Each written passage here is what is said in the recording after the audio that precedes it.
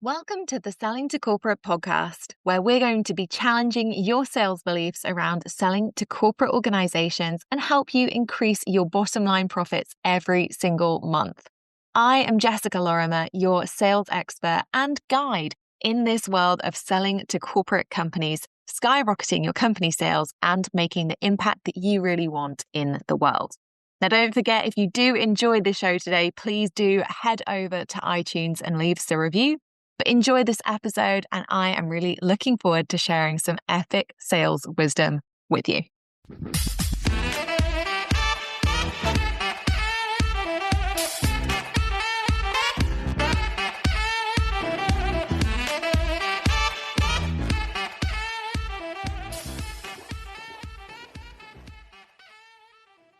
Happy October. And could you say that I am relishing in some of my predictions from my previous episode coming true quite so quickly? Yes, you could. And whilst I'm not going to hark back to lots of previous episodes, I will say that we have seen in the last couple of weeks alone a huge rise in the amount of people who are jumping ship and who are either stopping selling B2C, so business to consumer, or who have decided that because they once worked in corporate, they are now going to teach other people how to sell to corporates. So consider this my warning. If somebody has not worked in a business development and specifically a new business development management or new business development sales director type position in a corporate company, they have no business giving you any advice on how to sell to companies. And this is not the fault of buyers out there. It's really, really easy to be influenced on who should be teaching you and all of these kinds of things. But the reality is that a lot of people who've worked in other functions, which are super, super valuable to companies, have absolutely no idea how sales and specifically new business, which is what you are focusing on if you're listening to this podcast, they have no idea how it works, because they've only ever been sold to. Okay. And a lot of the sales experiences that they'll have had have not been very good. So it's a tricky one, but we are seeing that market shift coming really, really quickly. And so if you do listen to this podcast, please do make sure that if you are going to embark on any kind of sales training over the next 6 to 12 months, that you do your due diligence. Again, I'm not bothered who you work with. That's not of interest to me. But what is of interest to me is that you make your decision thoroughly. And instead of hopping on the next influencer trend, you really focus on getting training that is going to support you with where you're at. But also over the last couple of weeks, we've seen other things happening that are more positive around money and sales being generated across the wider B2B space. And it's actually one of the things that has led me to recording this episode today. I really want to talk about the things that matter on the podcast from a strategic, from an accountability, from a sales mindset perspective. And whilst we've seen a phenomenal rise in organizations using more external suppliers than in previous years at this time, which, as you'll know from previous years on the podcast, I've talked about how this is the boom time to sell to corporates. And we've also seen organizations spend more per average transaction value than before. How even in the face of these things, people this year have still not been generating the revenue they want. And I think that there is a main culprit, if you like. And that's what I want to talk about during today's episode. But I also want to quietly remind you that if you're not on my newsletter list, so if you haven't signed up to get our emails every single week, then you might have missed some exciting announcements from my side as well. The first being that the Expert Services Directory is really filling up. In fact, we are about to hit our capacity in the executive coaching category in London. So if you are somebody who is in that exec coaching space and you want a space in London as an area specifically, we only have 2 spots left and that's it. And then for another 12 months, those spots may or may not come up. I say may or may not come up. You get 12 months in the Expert Services Directory. So for 12 months, definitely no spots will come up. But after that, some may or may not. And we're also seeing our first leads being generated from the expert services directory, which I think is so exciting. And so we're seeing inquiries actually coming through that and going to really amazing qualified practitioners across those areas and specialisms like exec coaching, health and wellness, coaching as a more general category, things like talent development, change, etc. We're seeing people who are generating inquiries across those categories and seeing those expert providers actually be rewarded with sales calls and, hopefully will go on to create revenue from those opportunities as well. And the other thing that I announced recently was the fact that I have been doing some planning, future planning, which, may or may not come as a surprise to people, but I started thinking about 2027 because obviously it's 2025. And why would I not be spending my time now thinking about 2, 3, 5 years' time? And I realised that for myself and my own capacity and the projects that I'm going to be taking forward, that changes had to be made to my business. And this isn't something that I have shied away from in previous years. I've talked about it quite openly, that I don't always know where my business is going to be and what I'm going to be doing with it. And I like to plan ahead and give every project about 5 years. And the C-suite is 7 years old now, which feels really, really weird to say. And as I looked into 2027 and the expected growth for the corporate consultancy that I run around sales, and of course for the expert services directory, which is a huge project that I need to give the same 5-year respect and time and energy to that I've done for all of my programs since starting my business, I've decided that 2026 is going to be the last year of the C-suite ever. This was not a decision I took lightly. It's not something that I'm going to talk extensively about in this episode, if I'm honest. But what I will say is that if you have been thinking about joining the C-suite for a while and you want access to life support across 2026, like 3 in-person days per year held in London in January, in April, and in September, all focused around specific sales tasks. If you want access to monthly hot seats where everyone is guaranteed a space with me to ask any questions that they have, to help them get over any stuck periods that they might be experiencing. And if you want to get access to the sales sprints that we run twice a year, and of course a one-to-one with me as well, then we have about 45 spaces left. So it's not going to be a huge round. I'm not doing a whole, I don't know, what do they call it now? Urgency launch or whatever. This is not something I'm selling to 1,000 people. We're keeping it exactly the same size that I have done this year. And so we have about 45 spaces left because people have been grabbing those spaces for 2026, knowing that they really want to be using the materials in the portal now to maximize the rest of this year and then go into next year and actually have a clear plan, a clear strategy, clear accountability, and support directly from me. So if you have been thinking about that and you want to explore the C-suite, please do make sure you drop me a message on LinkedIn. If you haven't got access to our newsletter list and can't find the special link that we sent out or that we have been sending out quite repeatedly over the last couple of weeks, you have until October the 31st to join that round, and we have about 45 spaces left in there. So if you haven't joined by October the 31st, or you miss out on the last 45 spaces, whichever comes first, then unfortunately the C-suite will be completely off the market from 2026 onwards. All right. So it is your chance and opportunity to get access to the program that has made literally millions and millions of pounds for our participants, that has a 96% success rate in the market, and obviously that has helped hundreds and hundreds of entrepreneurs in over 20 countries and multiple different languages around the world to make an awful lot of money. So if you haven't done that, please make sure that you do grab yourself a space before October the 31st or before those 45 spaces are gone.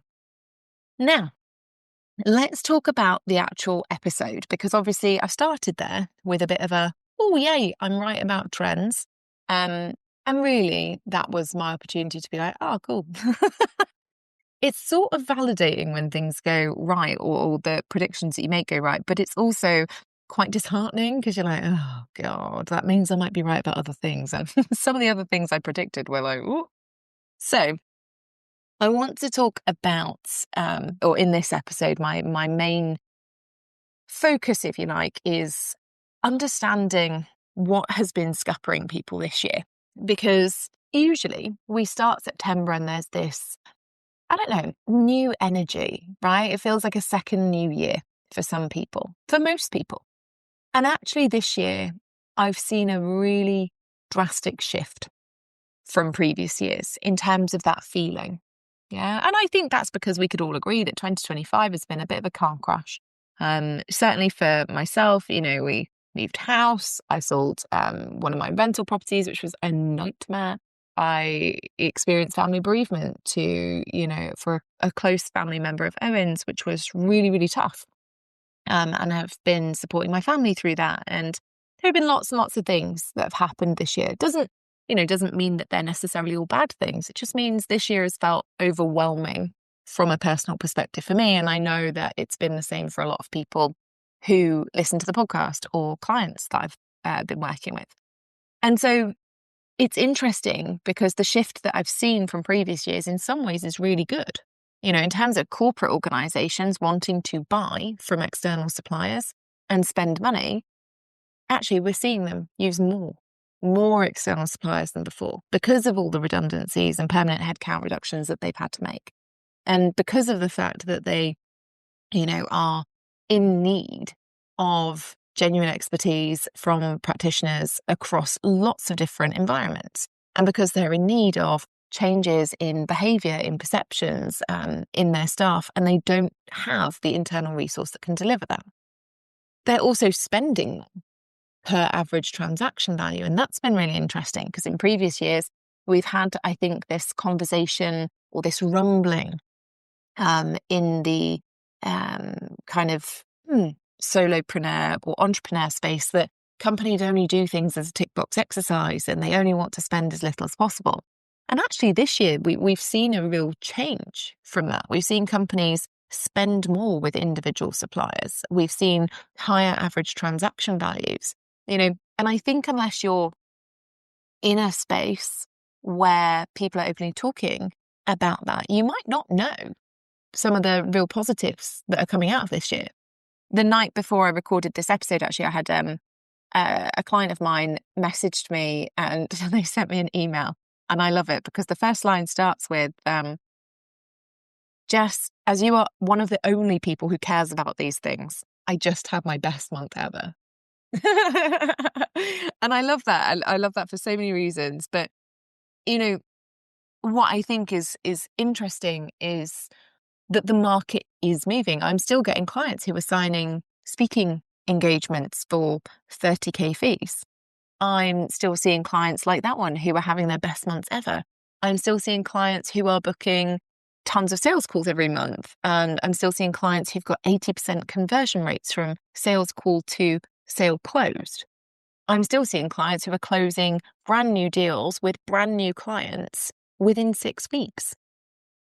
And yet, the big shift that I'm noticing is that more and more people, and more loudly, are not seeing that level of success. And they're not actively selling. They're not actively prioritizing sales activities. And that's really what I want to talk about in this episode, because it's interesting to me that companies are buying more than ever before from external suppliers. They're spending more with external suppliers. I'm seeing clients who are achieving rapid results and huge growth. And yet, if you look at LinkedIn, or if you listen to the noise, I'm hearing way more negativity than I did before. I'm seeing more people talking about nothing's working, everything's hard, the market's crap, all these things. And I just want to talk about why, because there's one real big reason, I think, that is scuppering people's ability to really maximize this epic sales period in the quarter. And I think it's quite a serious issue that actually, if we don't resolve it, is going to lead to people dropping out of their businesses entirely. And that's not a claim that I make up for. So what is it? If the market is actually spending more and if companies are hiring more external suppliers than ever before, why are we hearing all this noise about people not being successful? Well, the reality is people not being successful has always happened. And people always talk about things that they are not feeling great about. So, that's normal. And as we've seen more people, and, I talked about this on previous episodes this year, as we've seen more people who have figured out that, it's more difficult for them to sell to individual consumers, that market is becoming harder than ever before, et cetera, et cetera. Of course, we see more people entering a world where they want to sell B2B. And a lot of those people haven't got any experience. They don't have a sales strategy. And of course, they would find it just as difficult as they have selling B2C. Because if you don't embrace a sales process or a sales strategy and actually follow it, it's very, very difficult to get the results you want. So that's the first thing. The more pervasive and the bit that I think is more dangerous is actually the overall negativity in the market, right? And this is not me judging anyone, by the way. There have been days this year, many days this year, where I have just felt like curling up into a little ball, popping my hands on my face and just having a good cry. And I don't think that that's unusual. Again, this year we've been through some incredibly stressful things in my household. House moves, whilst exciting, are incredibly stressful. Finding out that your surveyors did not do a great job and have missed some pretty key issues with your house that you're very excited about, quite stressful. Doesn't take the shine off the house, but does make it a bit more stressful. Family bereavement, really stressful. Trying to support other people through that, incredibly stressful. And so this isn't me saying that nobody should be negative, but it is me saying that this year I've seen people focus more on how they feel about the market, about themselves, about sales strategy, about companies, than the actual strategy and consistent sales activity that they're using, right? So I've seen this year more people focus on how they feel about themselves, the market, their revenue, all of those things, versus how they focus on their strategy and their consistent sales activity. And that has been a wider gap than in any other year. Now, don't get me wrong, like I say, 2025 has been tough for a lot of people, including myself on a personal level, with all the things that we've had going on this year. But it's dangerous because before people are even doing their sales activity or actually embracing a sales strategy and saying, okay, cool, like I'm going to give myself renewed positivity, motivation here, and believe in myself to execute and believe in myself to implement and believe in the strategy that I'm following. They're just focusing on reasons that it won't work. They're focusing on the noise. They're focusing on the negativity. They're focusing on the political climate, on the humanitarian crises that we see across the world. And again, I'm not saying don't focus on these things. A lot of these things have affected me more deeply this year than I think people recognise. And, maybe that's my own fault because I'm not prolifically on social media talking about some of these things. And instead I'm donating to causes and things that, for me, feel necessary and valuable and all that stuff.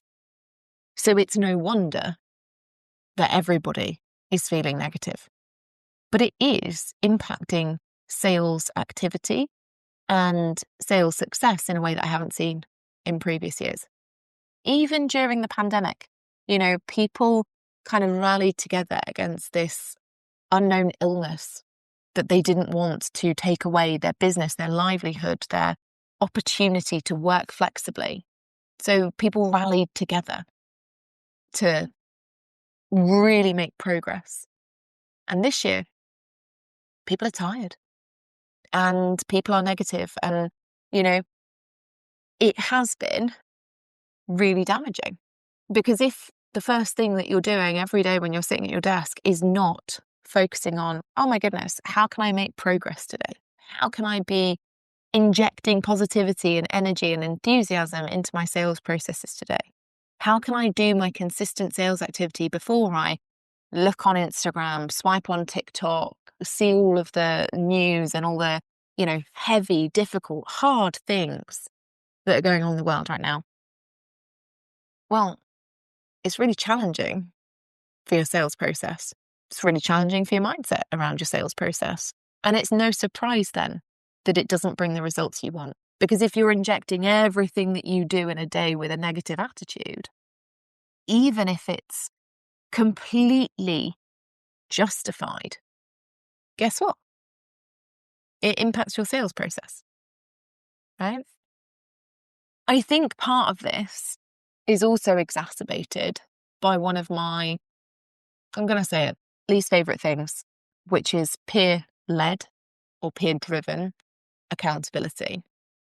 Now, I'm going to caveat this with, there are peer-led and peer-driven opportunities that work really, really well.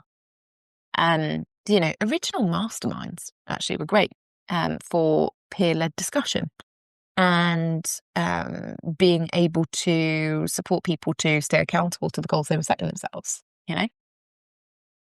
However, over time, I think that the online space specifically has developed this weird, we all just need to do peer-led stuff and then everything will be fine mentality. And obviously that doesn't work, right? I work with a lot of experts, a lot of expert practitioners. I work with people who are clinical psychologists. I work with people who are highly qualified nutritionists. I work with people who are change management experts. I work with people who are complete professionals in the AI space. I work with people who work with regulated industry across financial services, legal, consulting. I work with people who operate in these regulated, high pressure, highly professional, highly qualified environments. And do you know what? They would never say to their clients, why don't you go and talk to somebody who isn't an expert about your mental health, your nutrition, your physical health care?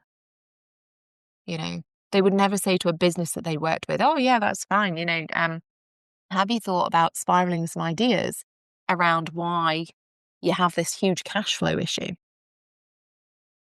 They just wouldn't, because every respected expert and practitioner that I work with has spent thousands of hours and a lot of money, and usually worked incredibly hard to get certifications in their area of expertise. So what they don't do is say to their clients, go and, just go and have a chat with a mate about it, right? Go and talk to your friend about why your gut health is really not great right now. Or, oh, you've got a heart problem. Interesting. Go and talk to your friend about what you should do about it. See whether they've got a special drink that they could recommend, right? Or a supplement. Absolutely not. And when we put it into these perspectives, it sounds ridiculous. But this year, I'm seeing a lot of people rely on peer-led accountability in the wrong way, instead of using it to keep themselves accountable. So saying, hey friends, I'm setting myself a task this week where every single day I'm going to do an hour of qualified sales activity. Please, can you check in with me every day to make sure I've done it? They're saying, hey, friends, I have this huge business problem. What do you think I should do? And that's not what peer-led accountability is for, right? So it's not that I hate peer-led accountability. I shouldn't have said that was my least favorite thing, because it isn't. But the way that it is used is, because I think we're, as a general rule of thumb in the online space, people are now quite burnt out. And, there's a whole trust issue around investing in things, which I completely get. But it means that people are relying on their peer-driven and peer-led support networks to create strategic or make strategic decisions for their business. And this is a very, very bad idea. And there are two main reasons that this is a very, very bad idea. One, at the moment in 2025, when everyone's feeling a bit flat, a bit negative, and they're not getting the business results that they want, that negativity in any peer-driven environment or any peer-led environment breeds, right? So if your friends are having a rough year, in their business, it's quite likely that they will, completely understandably, use big statements. The market's rubbish, everything's crap, nobody's taking calls right now, nobody's buying, like these big blanket statements. And that is quite the problem, because if you hear it often enough, naturally you'll start believing it. When in fact, the market is good. In fact, the market is buoyant. In fact, companies are spending more. In fact, companies are spending more with external suppliers. In fact, the upcoming autumn budget is much more likely to impact individuals than it will impact businesses. Therefore, businesses will have more money to spend on external suppliers who've got a good sales process, who are doing the work, right? But if that's not what you're hearing, then obviously you're going to be thinking, oh God, the market's hard. Everything's rubbish. I'm going to struggle, etc., etc. Again, there's no judgment here. This is not me berating anybody. Like, we've all been there. We all have a moan. I have I have a friend that I voice note like every day. I have two friends actually that I voice note almost every day. And we go through phases, where one of us will have a week where we're like, oh my gosh, my friend says to me all the time, she's like, oh my gosh, the tube was late, and then I stepped in a puddle, and we'll use these sort of like voice notes to vent to each other, because that's what you do. And then we'll go through periods where actually life's pretty good. It's usually summer when it's sunny, and we'll be like, I went out for this jog this morning, and like I saw a deer, and it was just all beautiful and very Mary Poppins-esque. So we all have these groups that we rely on for support, that we rely on for being able to vent, to be able to share our emotions with. Unfortunately, this year, with the rise in negativity, that is hard to manage, right? And if you are in peer-led groups where people are going through those negative cycles, and especially if you're in peer-led groups where there are quite a lot of people, everybody's going through their negativity cycle, one after the other, after the other, after the other, which can then lead to this kind of echo chamber of noise that everything is rubbish, instead of bouncing back. Like, I was mentioning with me and my friends in our voice notes. Sometimes, I'm messaging one person at a time. So sometimes one of us is negative. Sometimes the other brings them up. Sometimes both of us are negative. So we're just wallowing together. And sometimes the world's great and we're like, woo, we're vibing. I'm really getting into the word vibe. At 36, I'm into the word vibe.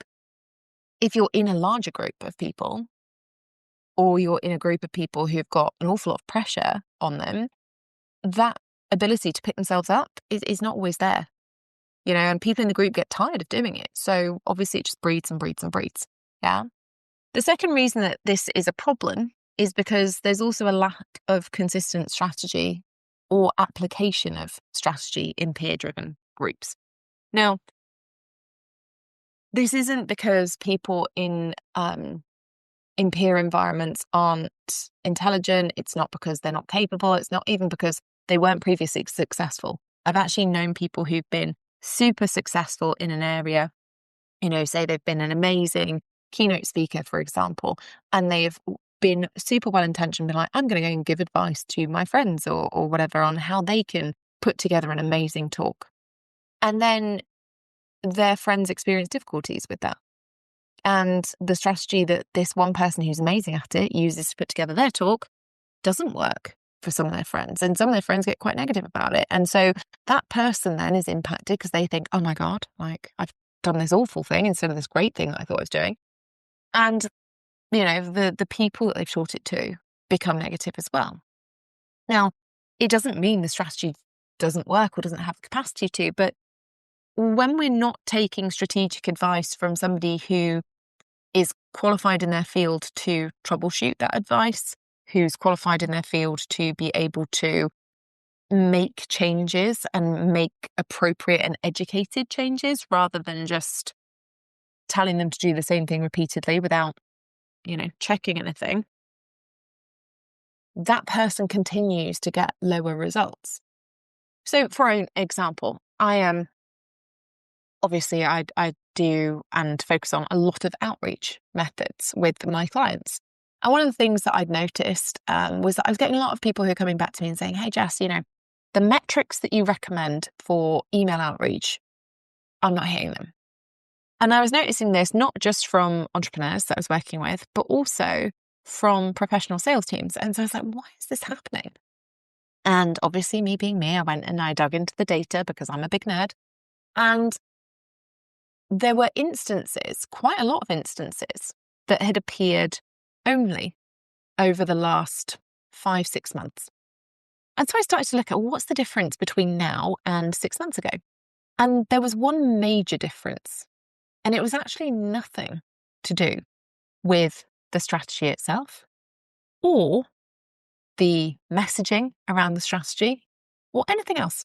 It was actually a technical issue.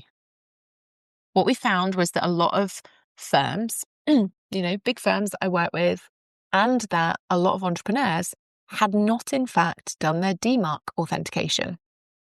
So in June, Google brought out this thing, DMARC authentication. If you haven't done it, you should. If you have somebody who told you that they've done it for you and your emails suddenly are ending up in lots of spam folders or they're not getting through to people, check it again because it's quite likely that something's gone a little bit wrong. But a lot of people hadn't done this. And so as a result of having a clear strategy and being told these are the metrics that you should be expecting from this, they knew that there was something wrong. And so they knew to ask for help. And then they were able to get the right guidance on it, right? And they were able to have that issue troubleshooted by somebody who had a lot more data, experience, and was able to pull things together in a different way. When we're in peer-led environments, that isn't the case. And again, it's not because the people involved are not motivated. It's not because they're not well-intentioned. It's not because they aren't actually capable of, executing a strategy that works for themselves. But in a peer-led environment, there is this vacuum of knowledge and motivation and innovation and ability to troubleshoot. So, the negativity that can be there combined with the lack of strategy and consistent application of that strategy and ability to troubleshoot it in the right way, that's caused real issues this year, because it has created these kind of echo chambers of, oh, well, everyone's doing badly, where instead of pulling ourselves up and saying, actually, we're going to make that change. We're going to make that investment into our growth. We're going to use a different strategy. We're going to step back and, put the blinkers on and just focus on ourselves. Be selfish, be self-centered about our sales for a period of time rather than supporting everybody else. I'm going to just focus on me for a little minute, right? So we end up in this kind of vacuum experience where everybody is doing badly. And it's not because of the market and it's not because of a lack of desire in the group. It's just everybody's going through negativity cycles differently. And there's that lack of consistent strategy and consistent application of strategy that's qualified, that's able to be troubleshooted, that is determined by metrics that causes that problem. And if you're thinking, oh, but Jess, you just hate peer-led things because you said that they were your least favorite thing. I really apologize for that. They're not, but the application of them can be. I want to give you an example, right, of why we know that peer-led sales specifically is a problem. If you think about every professional sales team, they are all led by a sales director or a sales manager at the very least. There's a reason for that. That's because B2B sales requires positivity. It requires clear strategy. It requires clear metrics so that we can troubleshoot issues as and when they arise. And it requires genuine accountability from a professional who has more experience, who is able to support in those areas like accountability, like troubleshooting, like reviewing and quality controlling or quality assuring the process and the things that are going out. Sales teams are not allowed to be peer-driven and peer-led. It's not, in a sales environment, it's not, cool, you have a sales team, but nobody manages them. You always have very clear direction, very clear guidance, a person who is responsible for setting the strategic vision, who's responsible for setting the strategy around delivering that, who's responsible for looking at and reviewing the metrics around it, who's responsible for supporting everybody in that team. And that is their primary job, to support everybody in that team to execute the strategy in a complete fashion so that they get the best results possible, right? And if you don't have that in your business, if you are somebody who is at the moment in a really, really great peer-driven, peer-led community, whatever you want to call it, and actually you are noticing that your sales have plateaued or your results have gone down, you need to be stepping back and thinking, well, who am I putting in control of my sales strategy? 1, do I have a qualified strategy? 2, am I consistently executing it? 3, am I getting accountability, support, and guidance from a professional? And if you're missing any of those, then that is going to be a contributing factor, a huge contributing factor to why you're experiencing that plateau or that lack of result. All right. And then finally, we see 2 final things, and I think they tie into each other. I realise now I've called this episode the number 1 trend. And really the number 1 thing that I've seen in 2025 is this negativity around how we feel and how that's impacting our sales processes. But I think there are practical things in there as well. So we also see this, or have seen this year in a way that perhaps wasn't there before, a lack of strategy disguised as a lack of motivation. People say, I'm just not motivated. Oh, I just can't bring myself to do the activity. Oh, I know what to do, but I'm just not doing it. A lot of the time in 2025, that hasn't been the case. Actually, a lot of people haven't had a clear strategy for this year. What they've done, in fact, is not take the right sales action because they didn't know what it was, or they weren't aware of how the market was changing. They didn't see the results that they wanted, so their motivation dipped. Absolutely naturally. Then they heard from their peers or the market, on LinkedIn or wherever, that things weren't good. And they panicked. And the motivation continues to dip because they don't have a strategy that was working in a market that was okay. So they now don't have a strategy that is going to work in a market that isn't okay. And so they freeze and they stop taking any consistent sales action. And they don't see the results that they want. And then they focus on the wrong actions, right? So this is where people really panic and they're like, oh my gosh, well, if it's not working, if the market's awful, I'm going to start posting on social media every day. I'm going to create 10 hours worth of content a week. I'm going to be doing free webinars and I'm going to do a 3-part newsletter sequence with, some kind of tech funnel that drips them into a paid product for £99 or whatever it is. And that doesn't work. And they don't see results. And so in other years, what we'd normally see is people will either eventually end up making a change. So they go, oh, this isn't working. I need to do something differently. And usually that means that they look at their sales process and they go, well, what isn't working, or what do I think isn't working? Can I get a professional to back that up?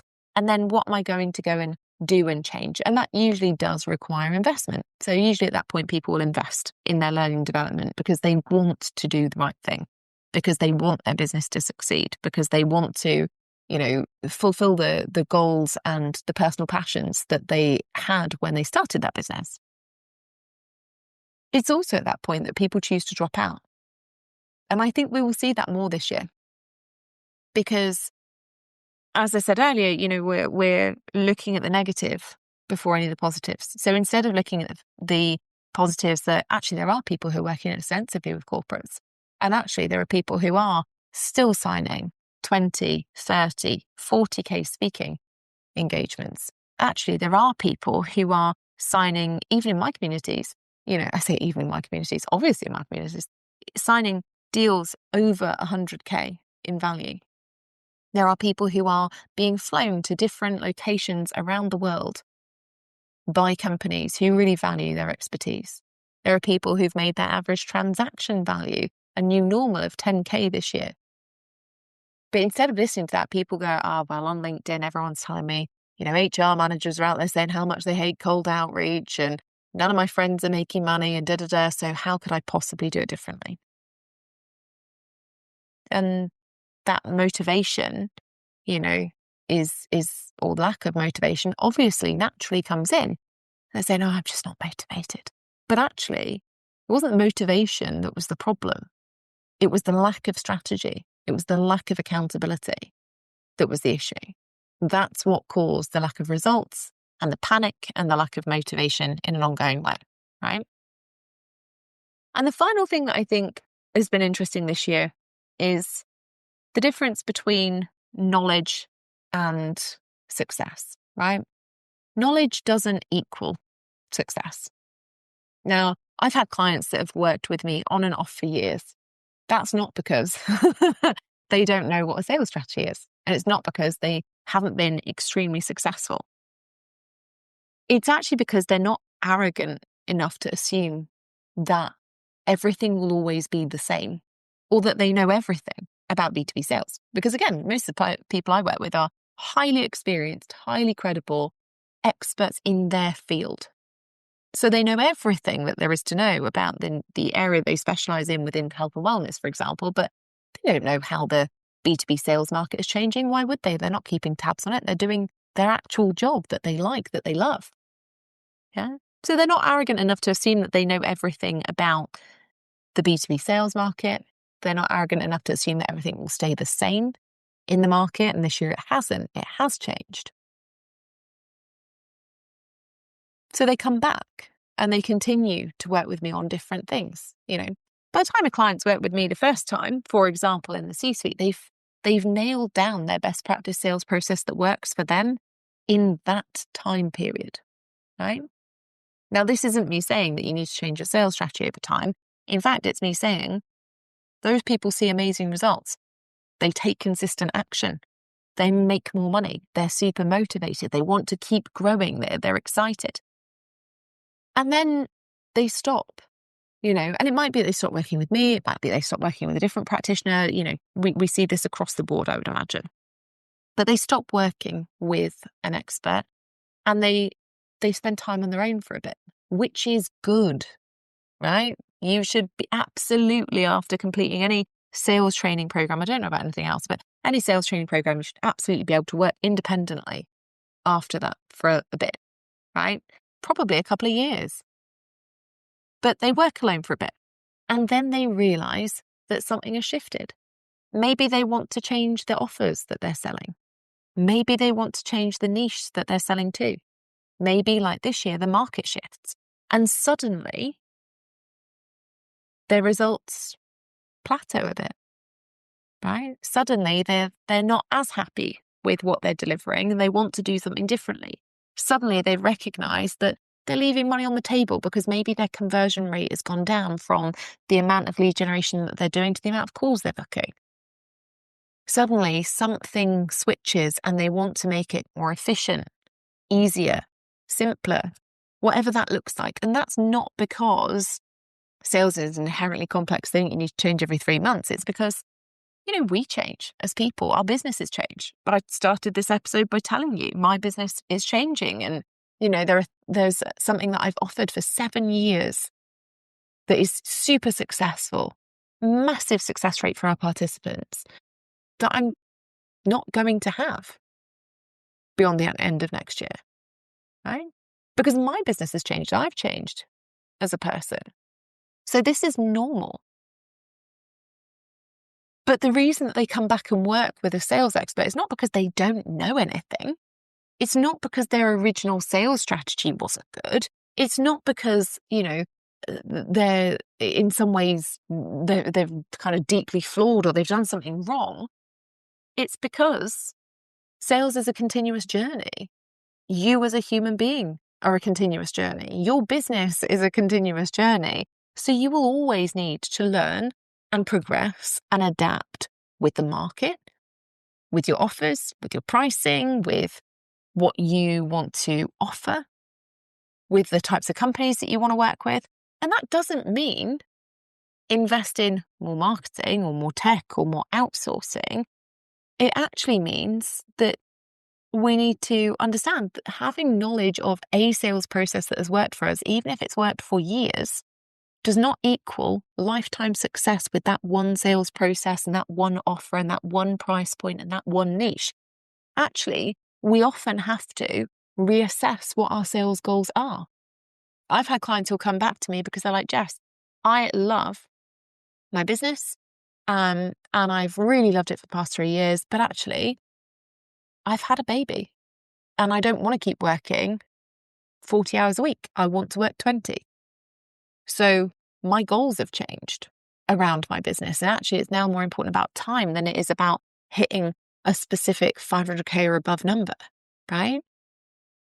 We then have to realign strategy because what they were doing and what they maybe had time for or capacity for beforehand has changed with their goals changing.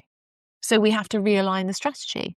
We actually then might have to look at implementing different sales activities because the ones that were working previously for the previous set of goals won't work for the new set of goals or won't work in the same way or won't be as efficient or as effective.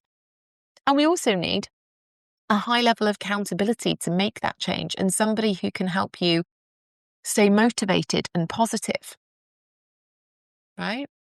That's why clients come back to me. It's not because their original knowledge wasn't enough. It's not because they're not good at selling. It's not because suddenly, everything's shifted and they're just not great at getting clients anymore. It's because their goals change. And because their sales goals change, their strategy has to change. Their activity has to change. They have to be kept accountable to that new habit. They have to have somebody who can keep them on track. And so what I want you to think about for yourself is that if 2025 hasn't been as expected or hasn't been as you wanted, I want you to think, well, actually, have my sales goals changed, but I've been continuing to do the same thing?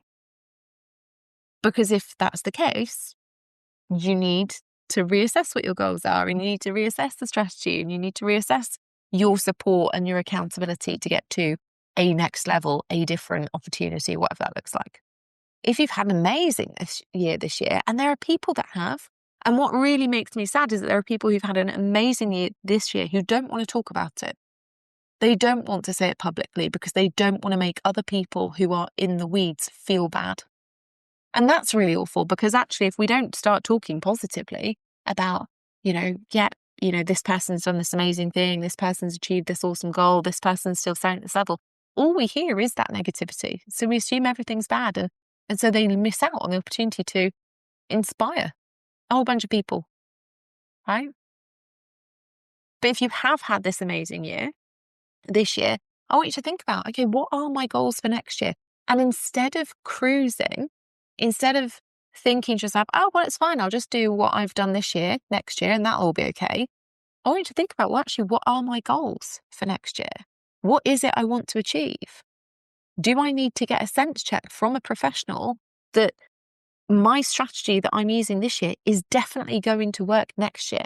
Are there any market trends or things that I need to be aware of to make changes that are going to help me grow or help me continue this positive trend, right?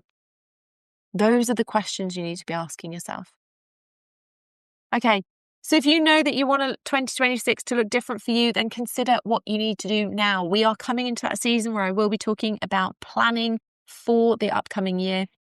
And that is so, so important. Sales planning and doing it early and giving yourself an opportunity to use clear data that is valuable, that is actually going to help you troubleshoot what has gone wrong inside your sales process this year or what has gone right and how to maximize it. That is super, super important. As always, if you need to get more leads for 2026, then join the Expert Services Directory. We are now filling up in an awful lot of categories. So please, please, please do jump in if you haven't already to get qualified leads inbound for 12 whole months. And if you know that you need to overhaul your sales process and you want to get my direct support to stay accountable, to stay positive, to be motivated, and most importantly, to actually see the best sales results that you've ever seen, then you need to be in for that last round of the C-suite. And it is the last round ever.